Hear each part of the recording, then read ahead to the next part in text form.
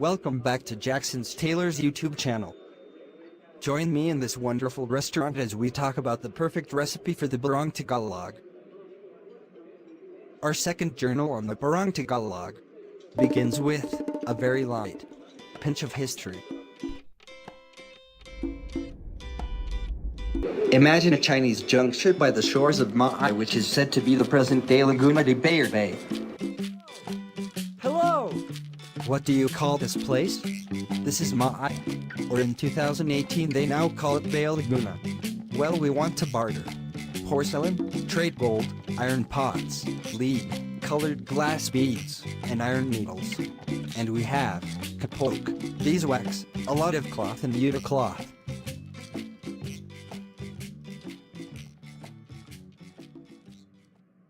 That, there, in that exchange is a list of things needed for Calado embroidery. Iron needles, kapok. Beeswax. Calado, which I think looks like fishing nets, is one of the key ingredients that makes the Barong Tagalog distinctly phenomenal, which I think looks like fishing nets. Thus began the legacy of the embroiderers of Laguna. I believe this is when Calado was born, not in the House of Balconies in Spain, but in the shores of Laguna. The Spanish are claiming that it was around 1700s when they invented the Calado. I used to wonder why Laguna? Why not Cebu or Panay? And so now we know. But what catapulted this fate is during the Philippine-Spanish era, when the Franciscan nuns settled in Laguna, taught European-style embroidery to the wives of the fishermen. This in turn gave birth to the most spectacular embroidery of the Barong Tagalog. The delicate embossed embroidery is what draws the people to this piece of art. Scallops, flowers, paisley, scrolls with the delicate calado are intricately hand-embroidered for its emboss effect. Nowadays, computerized embroidered barong has captured the hearts of most menswear fashion designers. It gives a more sharper embroidery patterns. But nothing beats hand embroidery. There is a lot of spirit poured into it that oozes out of every stitch. To the untrained eye, you won't find the difference. But if an enthusiast, you would really find the intricacy uniquely beguiling. Other forms of embroidery used are the alforza or pinworking, lace inserted appliques, although mostly used for the ladies, and lastly the newly introduced hand-painted barongs. Ultimately, it is hand embroidery and calado that epitomizes the art of the Barong Tagalog. Embroidery is mostly concentrated on the pecorino or torso. In the 60s, full calado designs were popularized. The clean finish at the back is most important because it is done on the sheerest natural fabric fiber, the main ingredient of this piece of art. The new fabric. Nia is the Spanish word for pineapple. Born out of the island of Panay in a fishing village called Calado. Quite famous because it is the gateway to Boracay.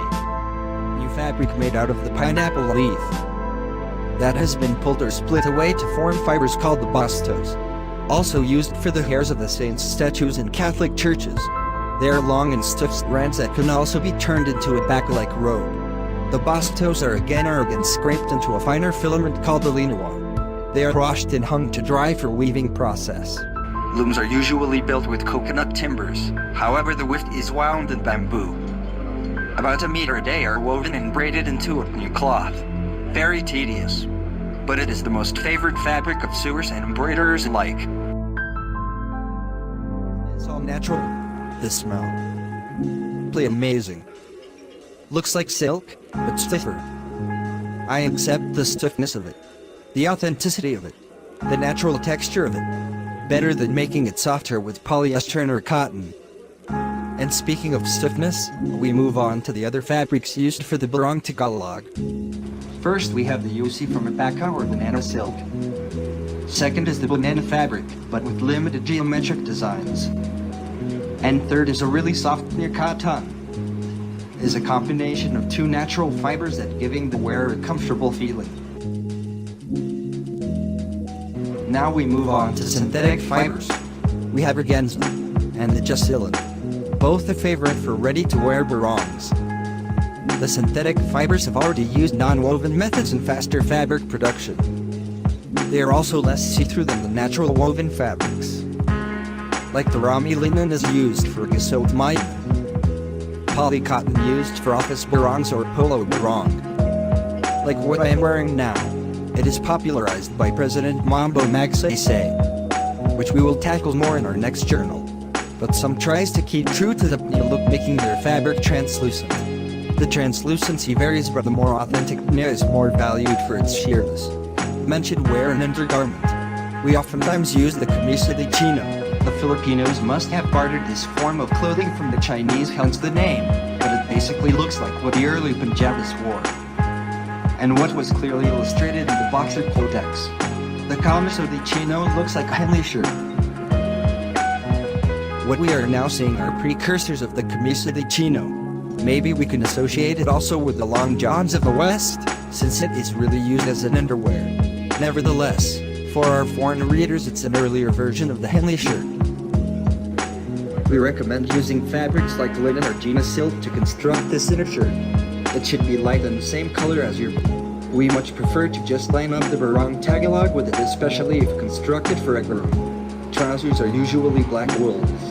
It is the preferred choice. However, we modernized our Barong Tagalog into a suit barong that used tuxedo trousers. Still a new fabric with single galon.